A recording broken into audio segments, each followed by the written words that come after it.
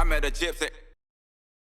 What percentage of revenue would the government deals be worth, do you think, if you looked at it as a pie? Right. So, I mean, it's more... The easier way to talk about that is that motorsport specifically and world touring sports in general will, by their nature, go and try and sell their rights. Whether they sell their rights to a promoter that then takes on the risk and sells the upside, traditional kind of concert promoter model, who then also may go to a host city to get some funding, or whether they go down the different path. In certain of those sports, there's tens of millions coming in from each host to host some of those sports. In this case, I actually think World Supercross was really guilty over the first couple of years of believing that the value of their rights to sell to host cities and to governments was far higher than the actual value of it was worth at that moment in time. So, I know that they were engaged with hosts and saying, this is the number that you need to pay us. And there had been 2 events. I actually don't disagree with the number, but you've got to earn the right to go wide. Yeah. And we had not earned the right. Where we've got now is that we've got 3 or 4 of our races that have got really good support, others that are on the journey to doing so, and we are delivering, and will in 2025 deliver a clear ROI on every dollar that is spent.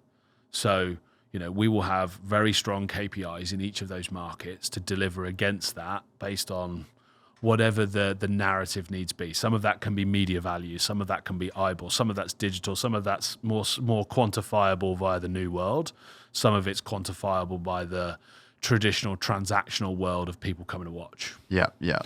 But if I don't deliver against that, and World Supercross, whether I've run it or a promoter's run it, is not able to kind of deliver against those contracts, we'll lose those contracts. So, they come with it good upside. They give us great foundation, but they don't come without risk themselves as well. They basically are a partner that we need to service and service really well and really appropriately.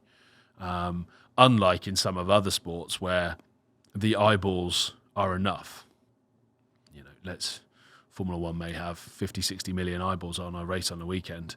There'll be some hosts that will pay just on those eyeballs. Yeah. Right, and too big to fail. Yeah, correct. Yeah. Whereas we're going to very clearly have things that we delivered, and we delivered against them in Western Australia and in Vancouver last year. We had host city deals in both of those places, and we delivered against those deals. Yeah, and we've got some really, really good ones that I've gone out and done over the past 6 months. Yeah, and I think that's maybe, if you look at the AMA to WSX, that's a very key difference. Like, that's not a revenue stream that the AMA has, essentially. The 7-figure host deals, we can deliver a good return on investment for host cities. Yeah. What do you reckon the cost is for you guys to put on an event? Like, let's say Cape Town, like just a hard cost of... I know from an operational event point of view, it kind of irrespective of where, it's between $1.6 and $2.2 million. Yeah. So that's just like a clear... Like, is that basically you guys can...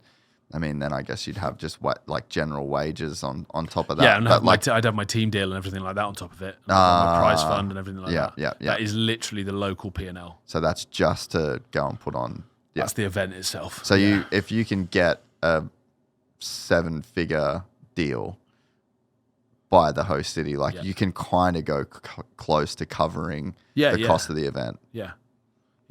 That's a pretty good place to be in. So you can build out some pretty good things in there. And look, one of the things that how we work with hosts is how much money you're spending in local market with local suppliers.